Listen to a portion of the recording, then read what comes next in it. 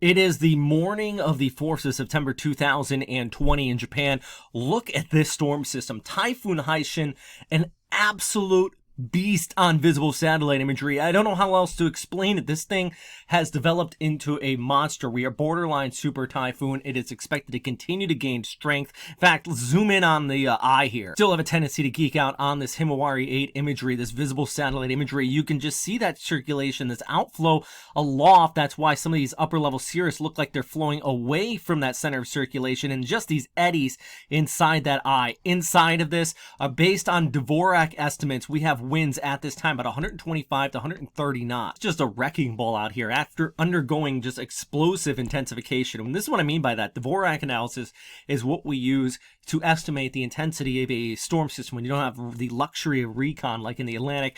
And earlier here, about 6 to 12, we've seen that big jump here, and then throughout the overnight into here on the morning of the 4th, another big jump after an eye wall replacement cycle. You can see on microwave imagery here, we have that inner eye wall that starts to collapse and an outer eye wall begins to form up right there, and that allows for that secondary burst of intensification. On top of that, this is rolling over sea surface temperatures, which are about 31 to 32 degrees at this time. Example I've been using to kind of give you an idea of how warm these sea surface temperatures out here. Everything else, the outflow aloft, the steering flow, all those dynamics is a well-tuned machine, but these very, very warm sea surface temperatures right under where the storm system is just an extra kick of NOS that's just going to make that engine drive that much stronger. Take a look at this from the Joint Typhoon Warning Center. Current intensity is 125, gusting to 150 knots, but they expect this to max out at 140, gusting to 170 knots. Now,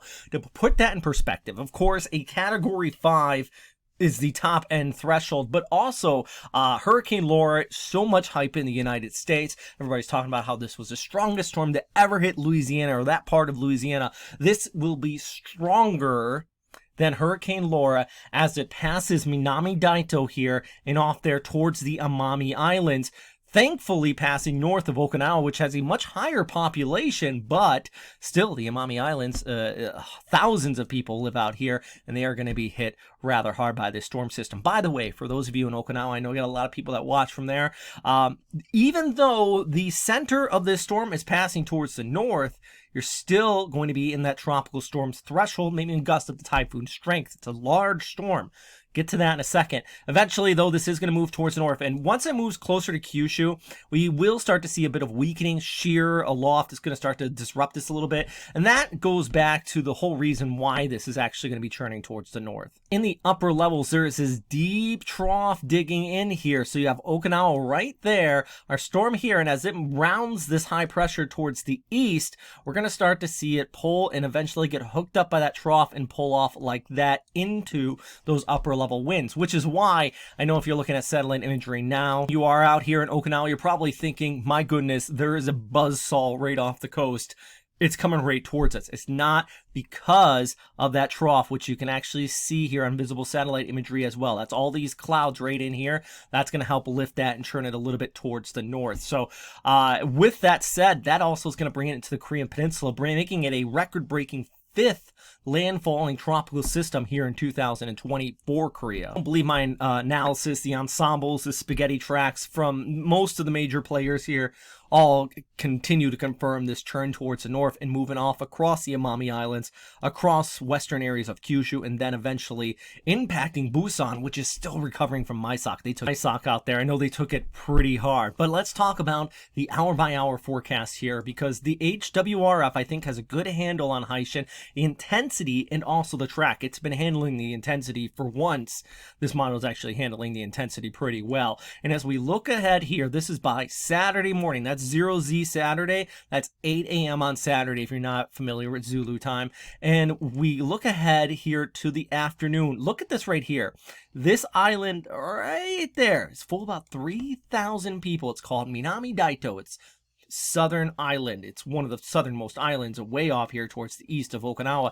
They are going to get the right front quadrant. Estimated winds at that time could be upwards of 140 knots, about 170 miles per hour, I do believe. I'm doing the math off the top of my head there. That is Wow. So, they're just like Okinawa there. They're very, very hardy. They get hit a lot with storms, and the island is somewhat elevated. So, storm surge is typically not too much of a threat there, but still. Whew. All right. Now, take a look ahead here. This is by Sunday morning. Note the red there in northern Okinawa. This is those outer rain bands, and that red's indicating 50-knot winds. Northern areas of the island very well could get hit by 50-knot winds, but if you're in Naha, see how it's kind of light? It might feel like a gentle breeze outside of isolated rain bands, which could catch people off guard. But where the real show is going to be is here on Amami Shima. That is the main island of the Amami Islands here. They're looking at these super typhoon strength winds as well, and likely whoever is on that island, if this track holds, if it doesn't waver at all, you're going to be looking up here into the mid-afternoon. This will be a day landfall at a stadium effect if this comes directly overhead. That is very, very well possible. Or one of these islands out here if it wavers just a little bit. And then as we loop ahead a little bit more so here, by Monday, 8 a.m. on Monday morning, parts of Fukuoka over there towards Sasebo, this area in here, they start to get the outer rain bands with this Jeju-do, and eventually they're into Busan, the right front quadrant of a much weaker storm system. As I mentioned earlier, it starts to encounter a little bit of shear, and its cooler sea surface temperatures start to weaken it. But I mean, at this point, these purples are indicating almost 100-knot winds.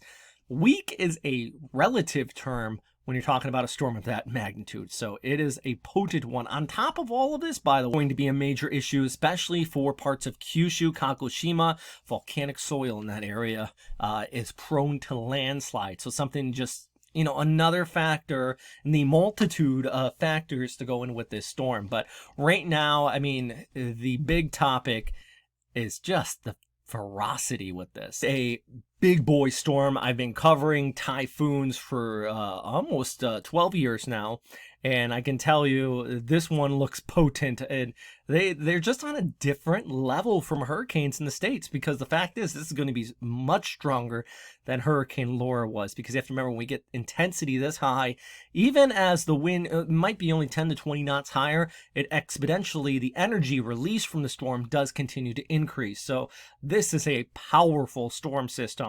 The only saving grace I could say, at least when it peaks its intensity, it does hit the southern Japanese islands. This area of the world is used to typhoons, but not only that, one can be used to typhoons. If you're in Florida, you can say I'm used to hurricanes, but unlike Florida or the Gulf Coast of the United States, the building codes and the Japanese here have built the buildings to withstand it. I don't see concrete buildings up and down the coastline of Florida, a lot of wooden homes, but in Miniami Daito, Okinawa, the Amami Islands, the buildings are built that way. Reinforced concrete with shatterproof windows. Kyushu I'm a little bit more worried about, and as we just seen damage coming out of South Korea, I'm more worried about them, even though it will be a weaker storm system by that point. Stay safe out there, guys. I hope you find this video useful. Yeah. All right, that's all for today. I'll have another update tomorrow as this continues to intensify and moves closer to the southern Japanese islands.